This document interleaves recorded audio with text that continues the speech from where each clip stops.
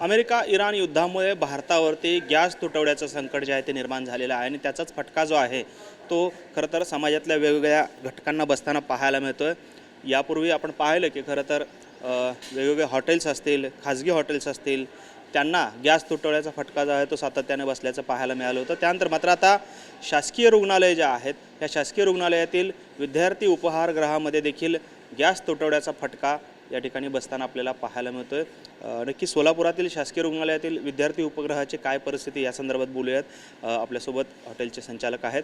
काय परिस्थिती सध्या आहे? खरं तर अनेक ठिकाणी गॅसचं शॉर्टेज आहे, तुमच्याकडे काय परिस्थिती आहे, तुम्ही काय सांगाल? आपल्या सिव्हिल हॉस्पिटलमध्ये शहरातून तसेच ग्रामीण भागातून अनेक रुग्ण येतात। त्यामध्ये काही जण 7 दिवस ॲडमिट असतात, काही जण 15 दिवस ॲडमिट असतात, वार्डामध्ये ॲडमिट असतात। परंतु त्यांना जे लागणारं नाश्त्याचं सामान आहे, एक शिरा उपीट पोहे म्हणा, त्याचबरोबर इथे शिक्षण घेणारे विद्यार्थी आहेत, MBBS शिक्षण घेणारे विद्यार्थी आहेत, त्यांचे PG करणारे डॉक्टर लोक आहेत। त्यांना सध्या गॅसच्या टंचाईमुळे इतकी अत्यंत अडचण चालू आहे की नाश्त्याची खूप सध्या तर मी जेवण बंद ठेवलेलं आहे, चपाती बंद आहे। फक्त आता सध्या दाल खिचडी, शिरा उपीट पोहे आणि चहा याच्यावरती अवलंबून आहे। आणि आपल्या सिव्हिल हॉस्पिटलचे अधिष्ठाता असलेले डॉक्टर ऋत्विक जयकर सरांशी बोलणं झालं आहे। त्यांना सांगितलं की बाबा गॅस संदर्भात आपल्याला काय उपाययोजना करता येतील, किंवा त्यांनी सांगितलं की बाबा शासनाचा आदेश आला की आम्ही गॅस तुम्हाला पूर्णपणे देण्याचा प्रयत्न करू। परंतु आता सध्या बघायला गेलं तर गॅस पूर्णच ठप्प झालेला आहे, 1% चालू आहे।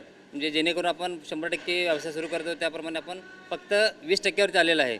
कालांतराने जर गॅस नाही मिळाला तर साधारणतः आपल्याला बंद ठेवायची परिस्थिती होऊ शकते। यामुळं माझी अशी विनंती आहे की लवकरात लवकर व्यावसायिकांना गॅस देण्यात यावं, जेणेकरून हे रुग्णालय असल्यामुळं काय होईल की इथल्या गरीब लोकांना कमीत कमी खाण्यापिण्याची जर अडचण म्हणजे संपून जाईल, जेणेकरून गॅस टाकीमुळं गॅस जर मिळाल्यानंतर त्यांना खाण्याची किंवा थोडंफार चहा पिण्याची व्यवस्था होऊन जाईल।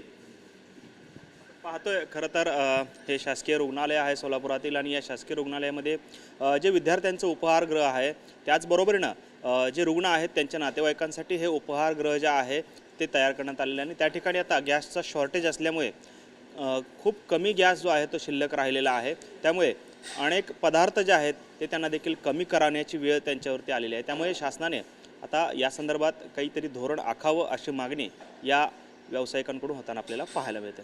कॅमेरामॅन विनोद उमनाबादकरसह सागर सुरवसे, TV9 मराठी, सोलापूर।